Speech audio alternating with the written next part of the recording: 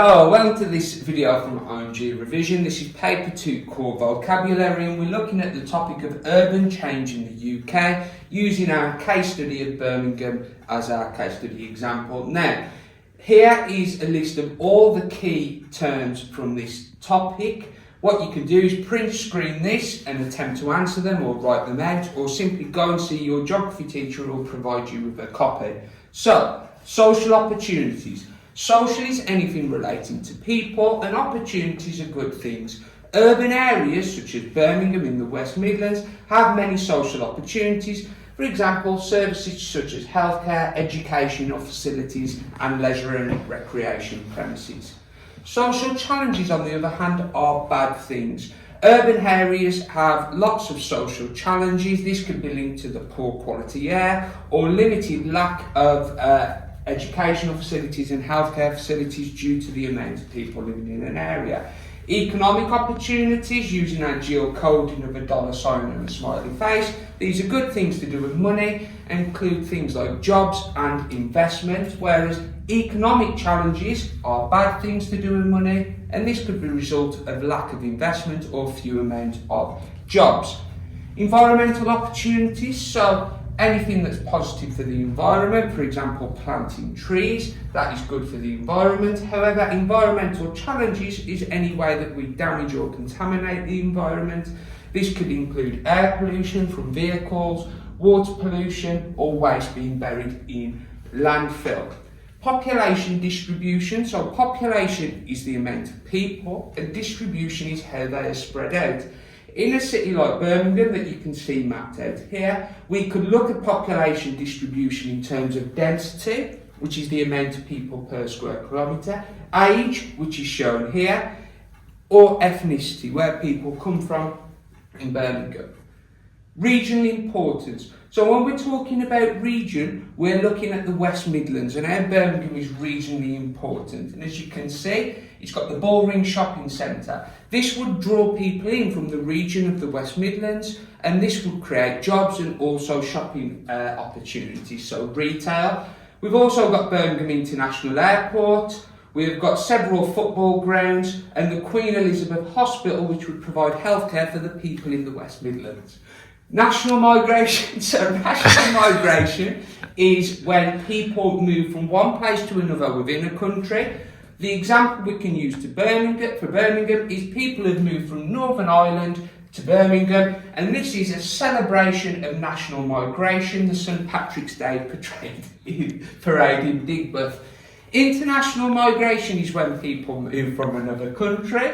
For example, China. So many people have moved from China to Birmingham, and here you can see Chinatown and the Chinese architecture, and you can go and try fabulous foods in restaurants such as some Yi. So if you want some Yi. Urban change, it's simply a city or a town changing. It could be changing for the better or for the worse. Here's an example of urban change. Old heavy industry has closed down and regeneration has taken place, and now we have this beautifully modern HSBC building. Cultural mix. Due to Birmingham being very diverse, due to all the international and national migration to an extent, there are lots of different cultures there. Things such as the Asian wedding show, the Baltic Triangle, Chinatown and the number of Polish shops all show the wide range of cultures in one particular place, our place being Birmingham. Recreation and entertainment. Ultimately, this is things that you do in your spare time to have fun. Birmingham has a number of things you can do to entertain yourself. For example, you could go and watch a play at the Alexander Theatre or a football match at Villa Park. Employment is having the state of paid work, and that cities such as Birmingham provide lots of opportunities for employment. Integrated transport, or ITS, is when different types of transport, different modes of transport are linked together. For example, in Birmingham, you can see the metro tram line. This tram line stops directly outside the regenerated Grand Central Station, meaning that the tram links to the train. The train then stops directly outside of Birmingham International Airport, again showing how they are integrated and linked together. Urban greening, urban city, green, we're talking grass, trees, plants and shrubs. It's the process of putting more green spaces into urban areas. For example, Eastside City Park here by Millennium Point, they have developed a new modern park with lots of green space. This encourages natural habitats to develop, but also offers a space for leisure and recreation. Urban deprivation, think of the word deprived and not having enough. Okay, so when we look at Birmingham, we can look at standard of living, and as you can see, this map demonstrates the amount of people who are deprived and living in poverty, and there is some high levels of deprivation in Birmingham. Inequalities in housing. Inequality means unequal. If you have a look at these two photographs, you can see that some people in areas such as Ladywood will be living in low quality housing, whereas others in areas such as Sutton Coldfield or Little Aston will be living in large detached properties. So you can see the inequalities here. These houses and flats wouldn't be very energy efficient, they may have damp problems, where these would have the opposite. Inequalities in education. Again, if you looked at the educational outcomes in Birmingham, you would see that some people achieve the higher grades and others don't.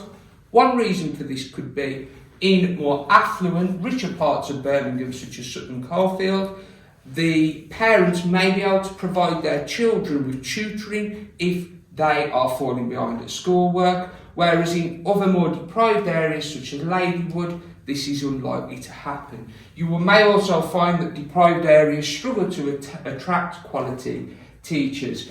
Inequalities in employment, so again that term unequal, due to the range of the inequalities in education, some people leave school with lower skills. These are going to get low paid jobs. Whereas other parts of Birmingham where people have higher level qualifications, for example in Sutton Coldfield where most people have a level 4 qualification or above, they are going to get better paid jobs. Dereliction, if somewhere is left derelict, it is left empty. In Birmingham, many old factories are being left derelict due to the process of deindustrialisation. A Greenfield site, this is a site that has never been built on or developed before. They are often on the edges of cities and are often agricultural land. The benefits of this is the land does not need to be contaminated before building on. However, the challenges of building on here are, one, the environmental challenge, you are reducing natural habitats. If you concrete over this, you're increasing flood risk. And also you have to provide the services, so things sewage, electricity, internet, because they're not already there. A brownfield site, on the other hand, is somewhere that has already been built on. So the big challenge here is this land can be contaminated and you have to remove all of this before you build again. This may well have been a factory. However, this is preferable to greenfield sites because you are not damaging any more natural habitats and you're making this ugly looking area look more aesthetically pleasing. Waste disposal. So waste disposal is how we get rid of our waste. Birmingham, there's around 1 million people and there are different methods of waste disposal. The best is prevention, so not creating the waste in the first place. However, going down, some of it does end up in landfill, okay? And there's a big push in Birmingham to encourage more people to recycle and reuse waste. Urban sprawl, spreading out. Think of putting slime onto a table, it will spread out. This is what is happening with cities. As cities grow, they spread out into the surrounding greenfield areas. The rural-urban fringe. This is basically where the urban area meets the rural area. Urban city, rural countryside. Commuter settlement. Commuter settlement is a place where people travel from to work. They are often on the outskirts of the city. They're sometimes called dormitory settlements because people literally go there to sleep and leave these places empty as they travel into cities during the daytime. Deindustrialisation, so the opposite of building factories, closing down factories, and Birmingham went through a huge amount of deindustrialisation during the 1980s, which left many people unemployed and also many buildings derelict. Water and energy conservation, so to conserve is to save and protect. In Birmingham, we are trying to save the amount of water we use and also save the amount of energy we use with strategies in schools and academies educating young people on how to do both of these. Urban regeneration, massive part of the specification. Regenerate is to improve and make better. This example is Brindley Place in Birmingham city centre. It used to be factories, however, when they closed down, the area was left derelict. Millions of pounds have been invested, and now it provides jobs in the tertiary sector. It provides opportunities for recreation. There's lots of bars and restaurants. And over the back, what you can't see on this photograph, there are also offices with companies such as Deutsche Bank investing large amounts of money into the area. Waste recycling, this is where waste is separated. In Birmingham we have different bins to do this, taken to a factory to be reused for something else. Creating green space or similar to urban greening, planting new green spaces in cities such as Eastside City Park. Urban transport strategies, we have already discussed integrated transport. Ultimately, in cities, there are different ways we can move around, such as the metro tram line, the bus services, and also trains and cycle lanes, trying to reduce environmental impact. Traffic congestion or a traffic jam. This is when the roads ultimately can't cope with the amount of traffic. This increases air pollution and also increases journey times.